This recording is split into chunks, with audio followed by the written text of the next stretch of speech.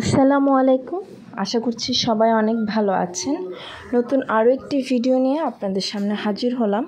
তো আজকে আমার ডেইলি লাইফেরই একটি ব্লগ শেয়ার করছি। এই প্রচণ্ড গরমে রান্না করা কিন্তু খুবই কষ্টের, তবে আমরা যারা গৃহিণীরা আছি তাদের কিন্তু প্রতিনিয়তই একই কাজই করতে হচ্ছে। রান্না বান্না, সংসারের কাজ, এগুলো কিন্তু প্রতিদিনই করতে হয়। তো এরকম নিত্যদিনের কিছু কাজ নিয়ে আপনাদের সামনে হাজির হলাম। প্রথমে হয়তো দেখতে পেলেন যে আমি ঢ্যাঁড়স ভাজি করে নিয়েছি, আর এক সাইডে হচ্ছে আমি ভাত বসিয়ে দিয়েছি, আর এখন হচ্ছে আমি মাছ রান্না করছি। এখানে 2-3 ধরনের মাছ আছে, সেগুলো প্রথমে আমি ভেজে নিয়েছি, আর এখন হচ্ছে আমি সব মশলা দিয়ে কষিয়ে মাছটা দিয়ে দিব, আর সাথে হচ্ছে ডাল রান্না করব। এই গরমে কিন্তু একটু হালকা পাতলা খাবার খেতেই বেশি ভালো লাগে। আমার যেহেতু 2টা বাচ্চা, তাই এই গরমে কিন্তু ওদের চিন্তা ভাবনা করে রান্না করতে হয়। তো বেশি যদি আমি ঝাল মশলা বা বেশি ভারী খাবার রান্না করি, ওরা অসুস্থ হয়ে যেতে পারে। এই জন্য বেশিরভাগ প্রতিদিন ডাল রান্নার চেষ্টা করি। আর নাফিম এখনও ঘুম, 12টা বেজে গিয়েছে অলরেডি। আর এই ফাঁকে হচ্ছে আমি রুমগুলো সব গুছিয়ে নিয়েছি। আর রায়ানকে একটু পরপর হচ্ছে আমি পানি খাওয়াই, আরও হচ্ছে গ্লাসেই খাই। ওর জন্য এক্সট্রা কোনো মামপট আমি ব্যবহার করি না, ও আমাদের মতো নর্মালি গ্লাসেই খাই। এটা 6 মাস থেকে ওকে হচ্ছে আমি পানি গ্লাসেই খাওয়াই, বোতলেও খেতে পারে। আর এখানে দেখুন ফ্রিজের পাশে যে আমার একটা র্যাক আছে, ওটা হচ্ছে আমি সুন্দর করে সাজিয়েছি, আর টেবিলটা একদম ফাঁকা রেখেছি, ডাইনিং টেবিলটা। তো নাফিম উঠে যাওয়ার পরে ওকে ফ্রেশ করিয়ে খাওয়া দাওয়া করিয়ে নিয়েছি। এখন হচ্ছে আমি এই রুমটা গুছিয়ে নিচ্ছি, কারণ মোটামুটি সব রুম হচ্ছে আমার গুছানো শেষ। মশারিটা তুলে আমি বিছনাগুলো ঝেড়ে নিচ্ছি। আর বিছনা গুছানোর সাথে সাথেই রায়ান চলে আসে, আর ওর সাথে সাথে অগোছালো করে দেয়, কারণ ওর কাজ হচ্ছে শুধু গোছানোকে অগোছালো করা, আর আমার নাফিমের কাজ হচ্ছে অগোছালো দেখতেই গোছানো। দুইজন দুই টাইপের। তো রায়ানের জন্য দেখা যায় আমি কিছুই গুছিয়ে রাখতে পারি না। দেখুন আমি গোছাতে গোছাতে একদম ও বিছনায় উঠে শুয়ে পড়েছে। ও নিজে নিজেই বিছনায় উঠে যায়, আবার নিজের ইচ্ছায় নেমে যায়। তো এখনও যখন দেখলো যে বিছনাটা গোছানো, নিজে নিজে উঠে খেলা করছে।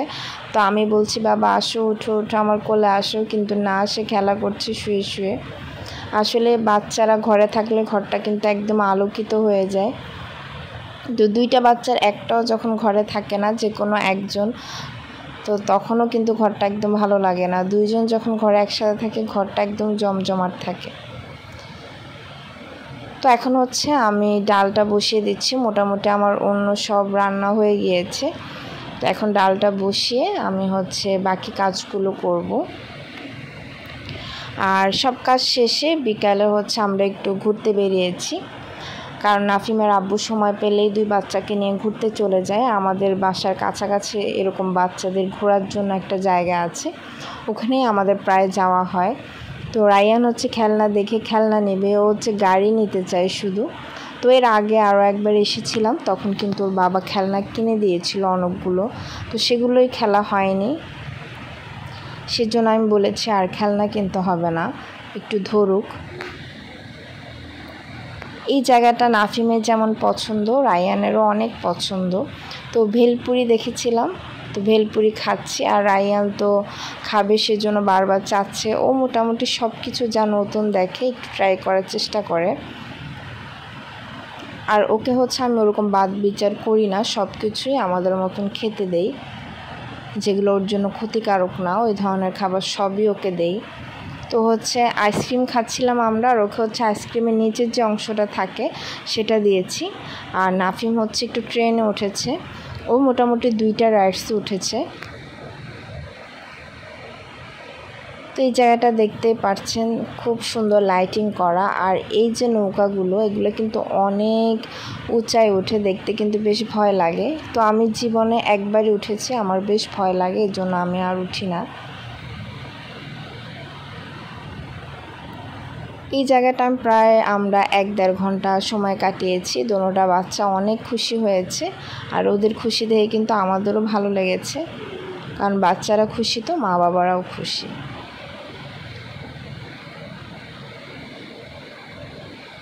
আর রায়ান ঘুরে ঘুরে এদিক ওদিক দেখছিল। আর নাফিম হচ্ছে এই খেলনাটায়ও উঠবেই, এখানেও উঠেছে। আর রায়ান পাশে বসে দেখছিল ওঠার জন্য। তো এই ছিল আজকের ভিডিও। সবাই ভালো থাকবেন। আল্লাহ হাফেজ।